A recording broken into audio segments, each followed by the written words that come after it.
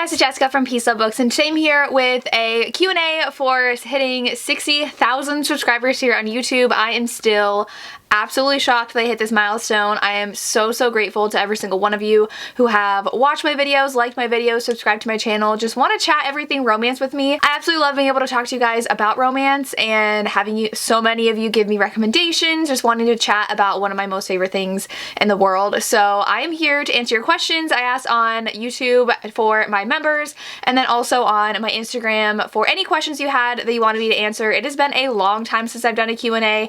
I started my channel in 2015, so it has been 7 years that I've been on YouTube. I've done a couple of Q&As before, but I know I have a lot of new subscribers, so I thought I'd do another one. So all of these range from like YouTube to running to life in general, so I will get to the questions. I'm just gonna get to them as they came in. There's no order to any of these, so I hope you enjoy learning a little bit more about me. Okay, so the first question, we're just going right into it. What's one of the things you love about the romance community?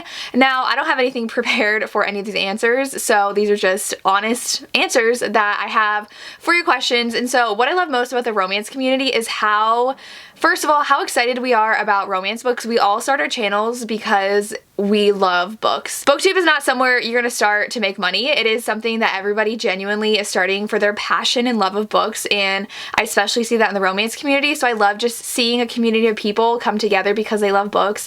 But also, it's gonna sound cheesy, but I've met some of my closest friends on Booktube, and specifically the romance community.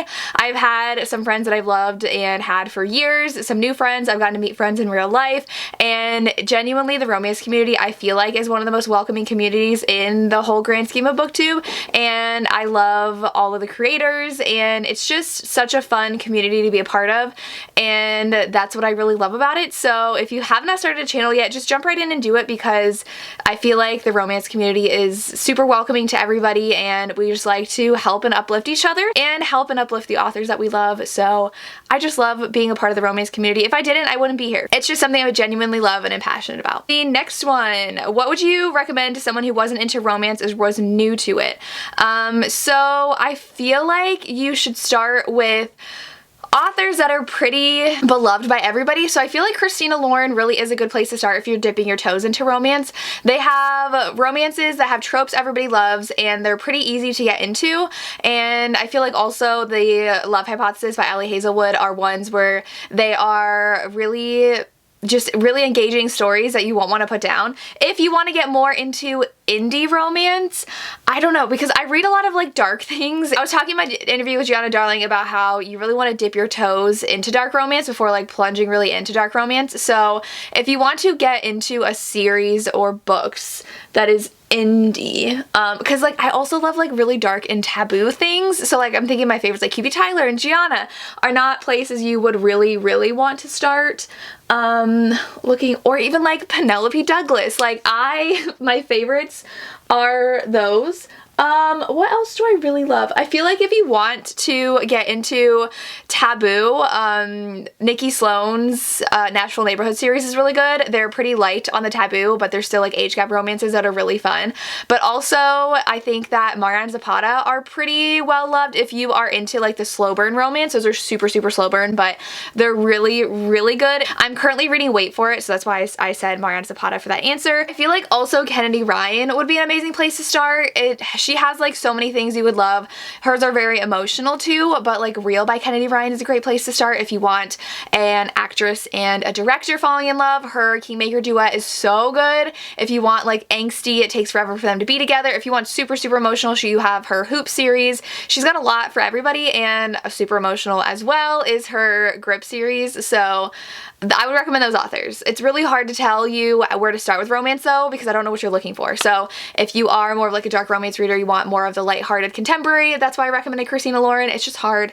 It's hard to start. That's why I've never actually made a video of where to start with romance, because I would have no idea what to tell you. Someone asked, what got you into reading? Can you remember what the first book you ever read was? I have no idea what the first book I ever read was. I've loved reading since I could read. I have been obsessed with books. My mom is a huge reader. She would take us to the library all the time. I was obsessed with like The Amazing Days of Abby Hayes and the Madison Finn series were two I was obsessed with in elementary school, and I remember buying those. I don't know, they might still be in my bedroom at home. My mom kept some of those, and I remember reading Harriet the Spy. I read in elementary school, and in middle school I was obsessed with reading a ton. Like I mean like I had friends in middle school, but I felt lunch was super boring, so I would like bring a book and read it during lunch during middle school because I loved reading. And in high school I was obsessed with Simone Alcalez, Katie McGarry, Jenny Han, Jennifer Eccles, the like mass market Simon Pulse romantic comedies I was obsessed with. I would just go to the library all the time. My library was great at getting new releases, and so I've always been a reader. I do remember my first historical romance was A Hint of Wicked by Jennifer Haymore. It's right over there. I actually had no idea what it was until I picked it up randomly. Like I couldn't remember the title. I just remember the plot, and I randomly picked up the book and was reading the back, and I was like, this is the first historical romance I ever read. So I've loved reading romance even my whole life. In middle school I was picking those up. So yeah. There's no like miraculous like I got into reading because of this. No, I loved reading. I read Twilight like before it was a huge craze, because I remember we took a trip to the city library in middle school, and one of the librarians recommended Twilight and I read it. So yeah, I've always been a reader. Someone asked me what running shoes I like most. Do I run for fun or am I training for something? So I love Mizuno. I actually went to the local running store, Fleet Feet, and got a professional running person. I don't even know what they're called. I had one of their employees watch me run on the treadmill, and like they did all these like video things, and so they fit me to a pair of shoes based on how I run. So I use Mizuno Wave Rider, whether they're their new knit ones or like I think they're on like 25 now. I just bought a new pair of Wave Rider 24. I buy about 3 pairs a year whenever my feet start hurting. Like you can tell when as a runner when your shoes are worn down, so whenever I can like tell, I just buy a new pair. I'm not training for anything. I just run because I enjoy it. I enjoy being active, and I just feel like I need to like move and do something, and I like to eat a lot, so just to stay healthy I run. And I used to train, I got into running because I was training for a half marathon my freshman year of college, and that's when I got into running. But my last 2 half marathons I did pass out while running because I go too fast, because I'm very competitive, so I feel like I have to run fast, and I passed out at the end of one half marathon, and then I passed out at mile 9 of the next half marathon, and that was my last half marathon, because after that I went to the doctor. They thought they saw something on the EKG, had to do like a whole cardiology like test. I forget what the test is called, but like I had to run on a treadmill while they were watching my heart, and like had to get an echocardiogram thing. Nothing's wrong, it was just like not a fun experience to go through, and they take like a month to tell you if something's wrong or not. So that was not a fun experience, but thankfully nothing was wrong. But I just pushed myself too hard when I race, so I have not gone back to races yet. I ran like 5Ks all the time, and now I just run for fun. I try to keep on pace to what I typically run, which is like about like an 8-20 minute mile. That's like normal for me, so yeah. I just run for fun. Do you have any tips on how you read so much? So I do. I have a full-time job. If you did not know, I am an English teacher, and I have my YouTube channel. I have an Etsy shop, and I still manage to read over 300 books a year. Audiobooks are half of my reading. I have a 35-minute commute to work, so I listen to a lot of audiobooks there. I do now this year have hall duty for a period. I used to have 6 periods of classes. Now I only have 5, and I have a duty period, which is hall duty. I will listen to my audiobook as I walk the halls for 45 minutes. So it makes it a little more bearable. Kicking kids out of bathrooms, making sure they go into class. And that's a lot for me because I read at 3 times speed. If you did not notice, you probably have, I talk really fast. That is probably one of the biggest complaints I get on my channel, is how fast I talk. I don't notice how fast I talk. I try to talk slower, and I just forget that I'm trying to talk slower and I talk faster. So I process things very fast. So I listen to my audiobooks at 3 times the speed, and so I read a lot. While I sew for my Etsy shop, I'm listening to my audiobook. When I work out, I'm reading on the treadmill, or if I run outside, I listen to an audiobook. When I'm walking my dogs, I listen to an audiobook. When I'm doing dishes, cleaning, I'm just always reading. So that's why. I also don't watch too much TV. So my sister and I probably watch maybe 1 or 2 shows a day. So I watch maybe an hour and a half of TV a day, and that's it. So I just make time for reading. If you could read a book for the very first time again, what book would it be? Oh, I don't know. I really loved Inked in Lies by Gianna Darling. That is just such a good emotional story that I loved reading for the first time, and I'm actually going to reread it for the first time this year, but I would love rereading that again. I don't know, what else have I read that's like I would love to reread it for the first time? I don't reread books a lot, so I don't even know. Maybe The Madness of Lord Ian Mackenzie, because when I read that book, I was listening to the audiobook, and I wish I wasn't doing things while I was listening to it, because I remember like walking my dogs listening to it, but I wish I could have read it physically and like savored it and taken my time, because it was just such a good historical romance and one of my absolute favorites that I wish I had like completely absorbed it, because I don't remember a lot of it, but I know it's one of my favorites. It's also been like 2 years since I read it, that's why I don't remember a lot of it, but I really love that book as well. What are your top 5 go-to authors? You'd buy their books not even knowing what they're about. So obviously Gianna Darling is one of my top 5 absolute favorites. It's like when I get these questions, every single book goes out of my mind. That's why I have to look at my shelves while I'm answering this. So obviously Gianna. Who else are my top absolute favorite authors, like, of all time? Are we including historical or is it just contemporary? Because those are different. Kennedy Ryan, I will read everything that woman writes. I'm obsessed with her books. I feel like Sophie Lark is a new favorite author of mine, and I really, really love her books. But QB Tyler, I read everything she writes now. I'm absolutely obsessed with her, both as a person and as an author. And oh, obviously Penelope Douglas. It does take a lot for an author to be an all-time favorite, and I feel like I have no idea who my favorite authors are anymore. If we're talking historicals, then who are my favorites? Beverly Jenkins, of course, and Lorraine Heath, obviously. And Joanna Shoup, I feel like, is someone I'm obsessed with. I will read all of her books. And so those are 3. I do love Kate Bateman, and I feel like Julie Garwood is another like super all-time favorite, because I've loved everything I've read by her.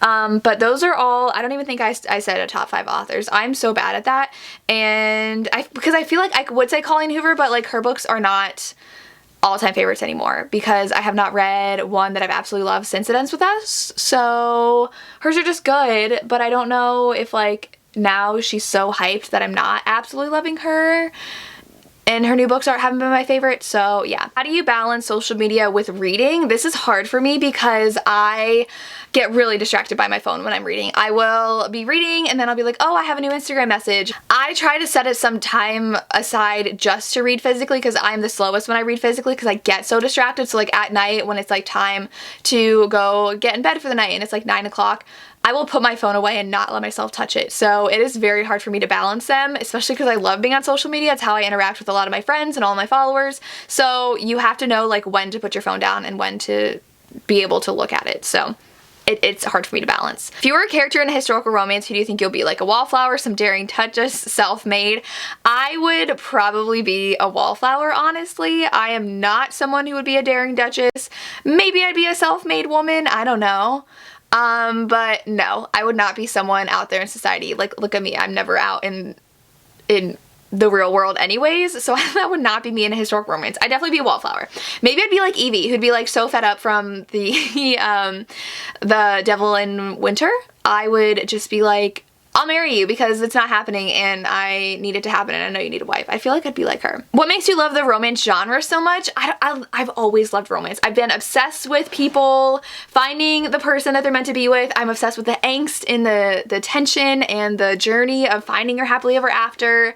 And I just love seeing people happy and in love. So I really love the romance genre. If you could only read one romance trope, what would it be? Probably forbidden romances, because then like age gap fits into that, and pretty much every mafia romance is a forbidden romance. So I feel like all of my favorite books are forbidden romances, and it fits really well into that. Even if it's like, oh, it's my best friend's brother or my brother's best friend, that's still forbidden. So I feel like it's a very wide umbrella, and all subgenres have it. Like historicals have it, indies have it. I feel like I would really like that. I would be fine if I only read forbidden romances for the rest of my life. Any tips on how to be consistent with your blog and getting ideas? So for me, I have consistent days where I dedicate to things. So every Saturday or Sunday, depending on when I go to my parents' house on the weekend, I live only like 25 minutes from my parents, so I always go over to their house for the day, either Saturday or Sunday. So like if I know I'm going over Sunday, Saturday after lunch is always my filming time, or Sunday after lunch, depending on the day. So I will film at least 2 videos, and if I'm doing a reading vlog, I always know if I'm doing a reading vlog.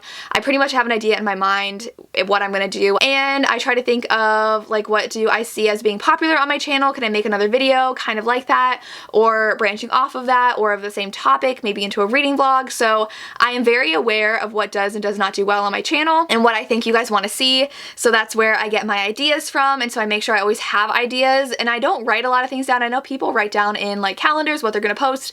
I keep it all in my head, and I'm pretty good about knowing what I'm gonna have posted, and then usually the next day or that day I will edit. So like I'm gonna edit this video today. I know I have time later today and I'm gonna edit it.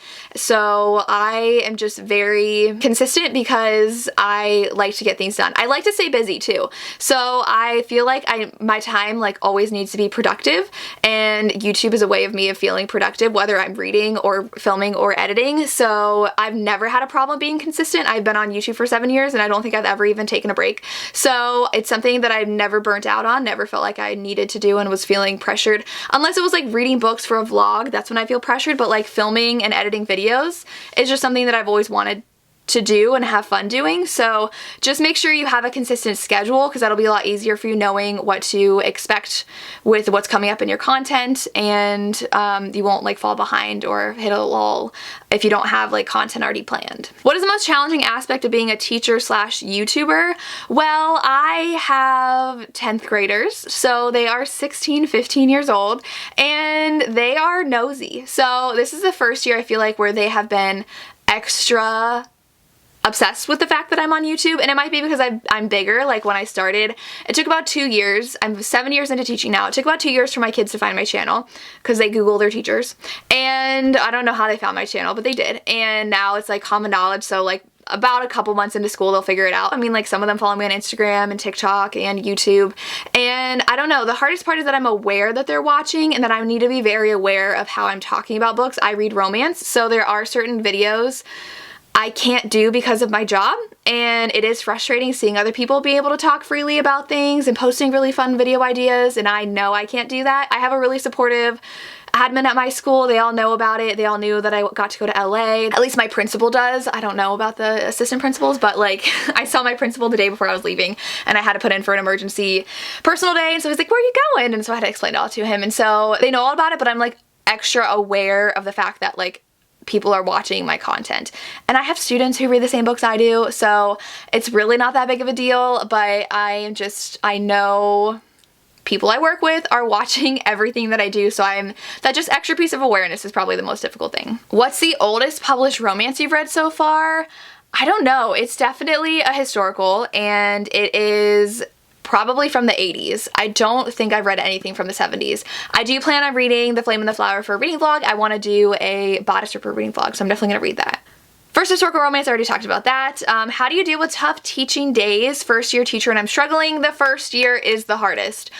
Oh my gosh, is the first year the hardest. I really struggled my first year. You are planning everything from scratch. At least we do not do lockstep planning at my school, so I was pretty much left to do what I want, which I love the fact that I have the ability to teach how I want to, but you are building everything from scratch, and I had 2 preps that year, so I was teaching on level 10 and enrich 10, which is like honors 10. Now I only teach honors 10, yearbook, and guided reading, which is a second English class for struggling readers. So it's not as bad, and now I've been teaching the same subject for 7 years. I pretty much know what I'm doing, but you're learning how to do classroom management. You're learning how to teach and what you want to teach. You're reading everything for the first time that you are teaching, at least in my experience because I'm an English teacher.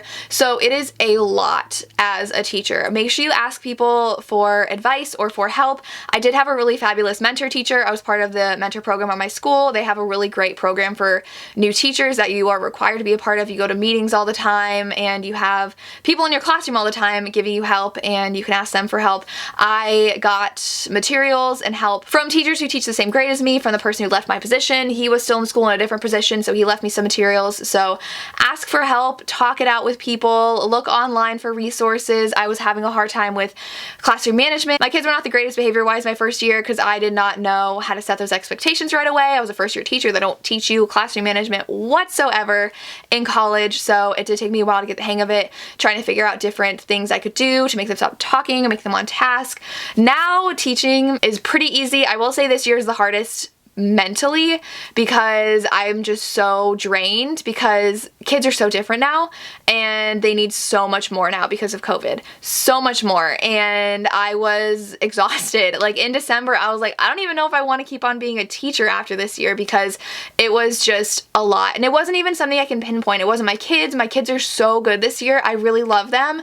And my schedule is fine. Like I never felt overwhelmed with my planning. It was just like mentally exhausting. And so I'm at a much better place now. I'm like, if you were watching my channel when I was doing the historical romance readathon, I was just like, I don't enjoy waking up and going to work anymore. And now I'm like, I'm fine, but I enjoy my breaks. But I feel like teaching is just a really, really hard profession. Make sure you take time for yourself. Don't feel guilty for taking a mental health day. I know taking days off as a teacher is extremely hard, but just take one off. Like sick days are there for a reason. You can take a mental health day. So yeah, teaching is hard. I don't even remember what the original one is. How do you deal with tough days as teaching? Just know it gets better and think about why you're teaching. Like I genuinely love my kids. So it's just, I couldn't imagine not teaching. Also, the idea of trying to get a new job and like trying to apply to jobs like freaks me out, so I would have no idea where to start. Ooh, what's your favorite movie? Okay, so I have a lot. I just saw the new Channing Tatum Sandra Bullock movie yesterday, and it was fabulous and reminded me so much of Romancing the Stone, which is from 1984. I'm pretty sure it was 1984. One of my favorite movies ever. Such a classic. I love Something Borrowed is one of my all-time favorite movies, like of all time, which shouldn't be surprising because it's a love triangle. He cheats on his fiance with his fiance's best friend. So it's not like that great morally, but it is one of my favorites of all time. Maid of Honor with Patrick Dempsey is one of my absolute favorites. And what else is there? I mean, my sister and I might rewatch Ella Enchanted today because it's one of our favorites from childhood. I just really love romance movies. So what else was there? Oh, Leap Year is a classic. A Cinderella Story was our favorite growing up too. Like we loved all those kinds of movies. So yes, those are my favorites that I can think of off the top of my head. We have tons of DVDs downstairs still that I'd probably remember more if I looked at them. How do you find time to do everything that you do? I literally do things from when I wake up to when I go to bed. I get up, get ready, go to work, come home, work out, check my emails during dinner, and then I either edit videos or read or I'm on social media. Like I'm constantly doing things, but I like to be busy. So that's how I do everything I do. Oh, someone asked, why do I run 3 miles? Because it's a 30-minute workout. I pretty much run, so if I'm running outside, I'll finish in 26 minutes. If I run on the treadmill, I finish in 28 minutes. I walk a little more on the treadmill beforehand, and I then walk for the rest of the time. So I want to get a 30-minute workout in, and 3 miles is how I do it.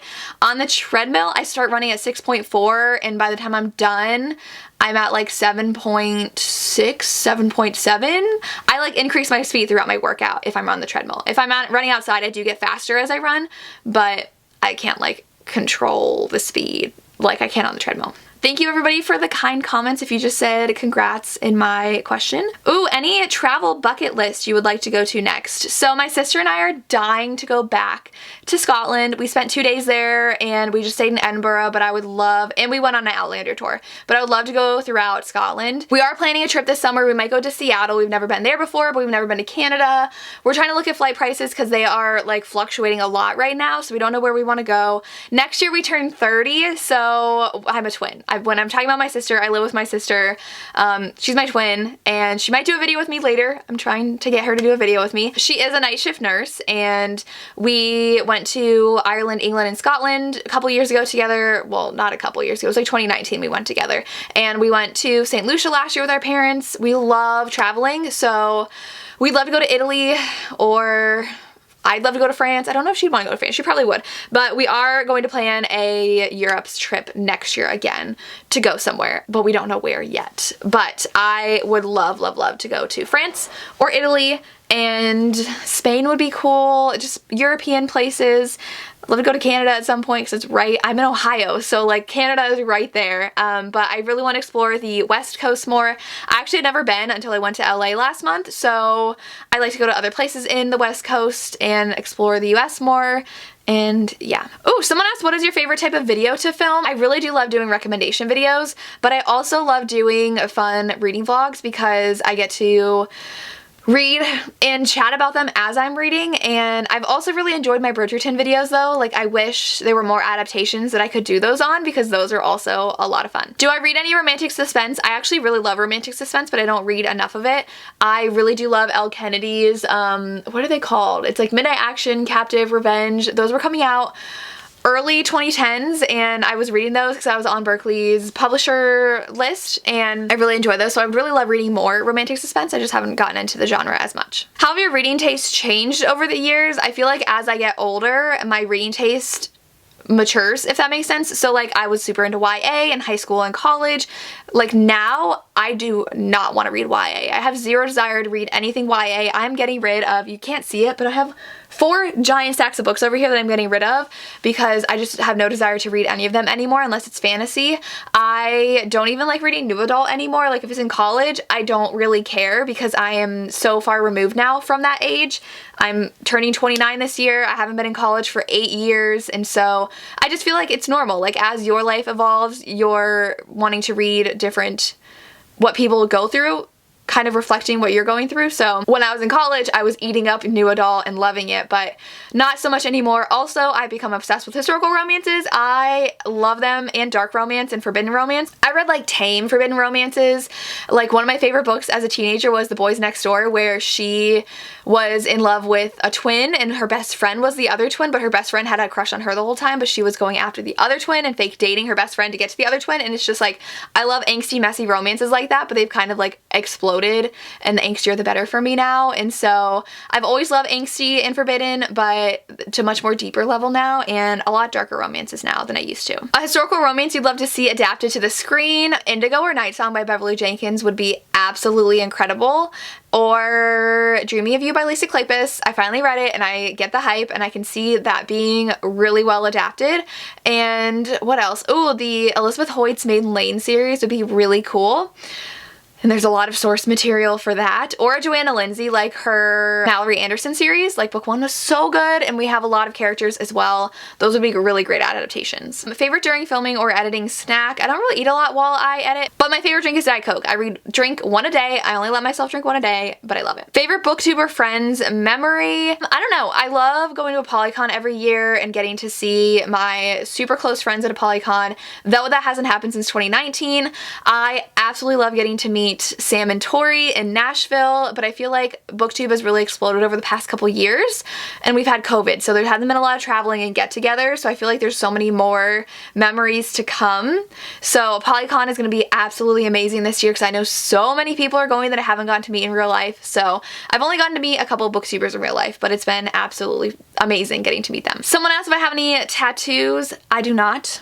Nope. I haven't had anything that I really wanted to tattoo on myself forever. What are your favorite or least favorite videos to film? My least favorite are book hauls. They take absolutely forever to film and absolutely forever to edit, and I usually don't know what the books are about, so it takes even longer reading the backs, talking about them. My favorite videos to film are recommendation videos and reading vlogs. What's my favorite color? It is pink. When was your last reading slump? I don't get into reading slumps. I'm constantly reading something. I may get into slumps where I read a bunch of books that are 3 stars or lower in a row, but I've never like, I can't read anything. I'm constantly reading. It's always a part of my day. It's always a part of my life, so I don't get into reading slumps. Tips for new booktubers: post what you genuinely care about and don't worry about like what's popular, because people are going to want to follow you for your genuine excitement for books. So, I mean, do the BookTube newbie tag and interact with other creators.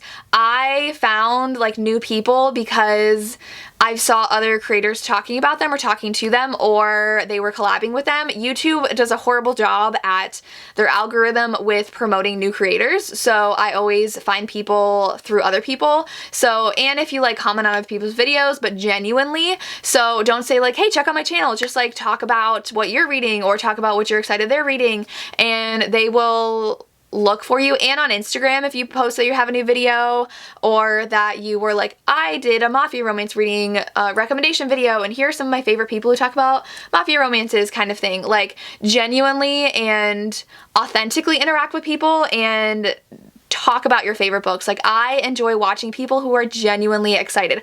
Like I said, people don't start booktube for money, and I think it's clear when people are trying to start a channel for money or views and it doesn't feel as authentic. Like, I follow people who genuinely love romance, and I love their excitement because it gets me excited. So read what you're excited about, post about what you're excited about, and it'll take a while, but interact with people on YouTube, on Instagram. Just talk to them, comment on their things, but in a genuine way. How did you get started with Booktube? I started in 2015. I actually had a blog from 2011 to 2015 while I was in college. It was summer after I graduated high school, and I was like, what do I want to do with the rest of my life? I love books. So I started finding book blogs, and that's when I started Goodreads. And then some book blogs were doing videos for their in my mailbox or stacking the shelves Saturday/Sunday, where you would share your like weekly haul and link up with people. And I was like, well, that's fun. So I started doing a couple videos in college, and then once I was out of college, I started doing more videos. So I just like have been in the book community for a long time and just transitioned over the videos and liked videos better, and I feel like I connect with people more through YouTube than I could with my blog. So I stopped writing my blog and I just put everything into my videos. How do you find good books to read? I find most of my recommendations from friends. I watch their videos. I am following over 3,000 people on Instagram, I noticed the other day. I'm constantly in the book community looking at what other people are reading, what authors are sharing, and that's where I get my book recommendations from. How do I run and read on my Kindle at the same time? I use my iPad. I put the font up super big and put it right there, and I can run. It's just like if you're watching a movie and running. I read while I run. What are your favorite books that you teach your students? One of my favorites is Dorian Gray, The Picture of Dorian Gray. I teach that every October. And then Things Fall Apart I teach in January, and those are my two favorites that I teach to them. Is it hard to balance teaching, reading, and YouTube? No. Like I said, I love being busy, and I never feel like I'm drowning in anything unless I am doing a reading vlog where I have to read books by a certain date and I overestimate how much I can read. But other than that, not really. I do use iMovie for editing. That's what someone else asked. Have I always wanted to be a teacher? Yes. Ever since elementary school, I've wanted to be a teacher. I actually graduated high school wanting to do math because I was obsessed with math. My math teacher was my favorite teacher of all time. I took AP Stats, AP Calc. I was really, really good at math, but then I had an existential crisis my summer in between high school and college. I started book blogging, and I was like, I love books. Why would I want to do math for the rest of my life? So then I switched to English and never looked back. If you could meet any author, who would it be? I've actually met a lot of my favorites. So I've met Kennedy Ryan. I finally got to meet Gianna Darling. I've met J.R. Ward. I've had the ability to go to a lot of author signings. I have met Jennifer Armentrout, Sergi Mass. I would love to meet Beverly Jenkins someday. I would love to meet Kibi Tyler, which I should be this summer. I should be seeing Sophie Lark as well. And a lot of my favorite authors I will be seeing soon. It'd be cool to meet like Lisa Kleypas and Sarah McLean, some historical romance queens, but I feel like I've had the opportunity to meet a lot of my favorite authors, which I'm very thankful for. What is your go-to Starbucks drink? I don't drink coffee. So I don't drink Starbucks. If I do go to Starbucks, I drink hot chocolate. Would I ever give you a tour of my library? Maybe. It's just I have so many books, and I would not do like book by book like some people do, but maybe. If I get it all cleaned up, I might do a library tour at some point. Favorite Kennedy Ryan book is the All the King's Men duet. Kingmaker and The Rebel King. Those are my favorites by her. Favorite and least favorite thing about the romance community? Like I said, I love how excited and friendly and welcoming the romance community is. And my least favorite thing is there are I don't know what I want to say about this. Not everybody's gonna get along. So I know there are people in the romance community who don't like me, and it's awkward. And that's probably only my least favorite thing though, but I know in every community, like in the world, you're not gonna like everybody in the world, and that's fine. People are not gonna like me, and that's fine. I think it's a little more obvious of some people who don't like me, which is fine. I just don't interact with people who don't like me, and I stick with people that I'm friends with, that I'm excited to chat with. So yeah, but it just like makes it a little awkward. So that's my least favorite thing about the romance community, is that it is awkward when you know someone really doesn't like you. So, but it's fine. I just move on and focus on the positives of my channel and the amazing community that I do get to be friends with. How do you read so fast? Like I said, I don't read fast. I don't read slow, but I don't read super fast, but it's a lot of audiobooks because I get through those a lot faster. Does your family watch your videos? Yes, they do. My mother more specifically. I don't think my dad does. My sister doesn't though, because she hears me filming them all the time. My brother, no. I don't even know if he's ever watched one of my videos. I think he knows I have a channel. He's never talked to me about it though, but My mom watches more often than not, and she does watch a lot of my live shows. So my mother's very supportive of me. She is a reader herself. She loves reading romance. So yes, my mom mostly does. My dad doesn't, but he knows about it. And my sister does not. But she is supportive because she hears me spilling. And the last thing I will stop on, what's the thing you're most proud of on the booktube journey? One of the most incredibly exciting things I got to do was go to LA and film with Netflix. The fact that they knew about me and that they had wanted my opinion on the Bridgerton series and saw me as a valuable member of the booktube community is one of the most amazing experiences I've ever had. But also just the absolutely genuine friend connections I make. There are people I talk to every single day, and I love the fact that we are friends, and I've met my best friends through YouTube. So also the fact that I've hit 60,000 subscribers is absolutely amazing to me. I could not be more thankful to each and every one of you who follow me. So thank you so much for subscribing to me. I'm gonna end this video here. It's really, really long. I didn't get to every question, but I've already talked for a very long time. Let me know if you have any other questions. I'll try to answer them in the comments. And thank you so much, like I said, for subscribing and supporting me and for just loving romance and chatting with me. I love each and every one of you so much and appreciate every one of you. But that's all I have. As always, thank you so much for watching and have a good day. Bye.